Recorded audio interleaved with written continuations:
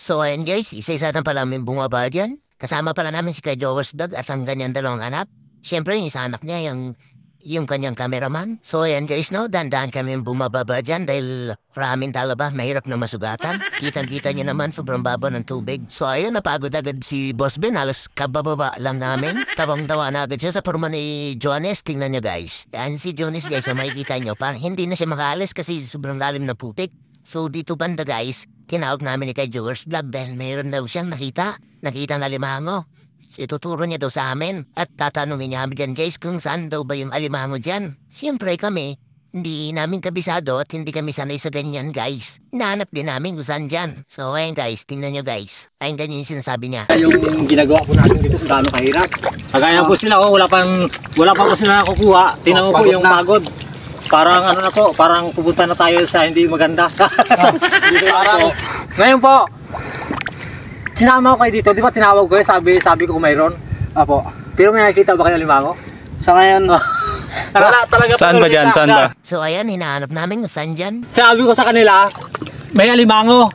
Pero sabi ko, tanong ko sila, saan may nakita kayo alimango?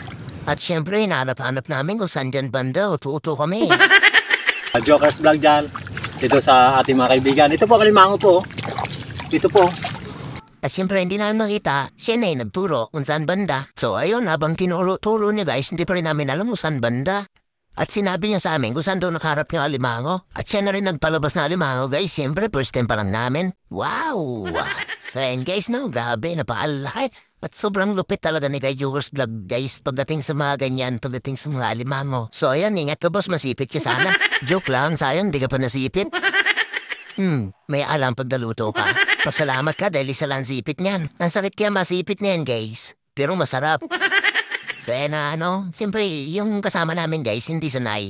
Niloko siya ni Kuya Jewers Vlog na iwan na daw siya, bahala na daw siya dyan. So yung kasama namin guys, hindi niya alam ba nang gawin niya. Siyempre nakakatabot. Kaya pag nasipit ka, tisi mo na lang, bawi ka na lang kung naluto.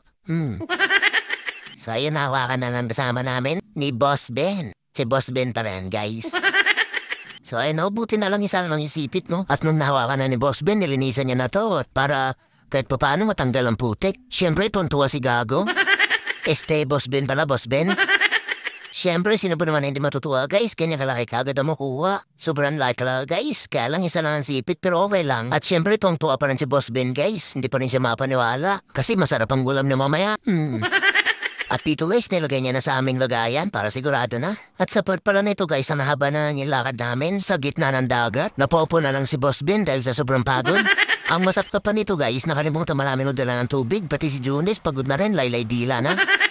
At sa part nito guys, pinunta namin yung may tubig, sinubukan namin mamapa. At yun, marami kaming nahuhuling hipon, ang daming hipon guys, sobrang daming hipon. At habang napaamin ang hipon dito guys, andoon parang si Juni sa dulo. Parang hindi na makalis, sobrang pagod. Ang masaklap kasi guys, wala amin dalang tubig, pantanggal sana ng pagod. Wawa naman si Bibi Junis. So yan guys, ang dami na pala namin nakuha ang hipon dito. Grabe, may hipon na, may alimango pa. Ayan no, ako ni Guy Jokers Vlog, ang daming huling hipon guys. So ayan guys, hanggang dito na muna ang kwentong dagat namin. Kasi gutom na talaga kami. Ginutom na kami guys, gawa ng mga nahuli namin kasi sobrang sarap talaga nito. Abangan niyo pala guys ang part 2 ng kwentong dagat ng Mindorigma TV dahil marami pa kami maipapakita sa inyo guys na mga nahuli namin dito sa dagat. Siya nga pala bago ang lahat guys, pakipollow naman ang aming page, Mindorigma TV.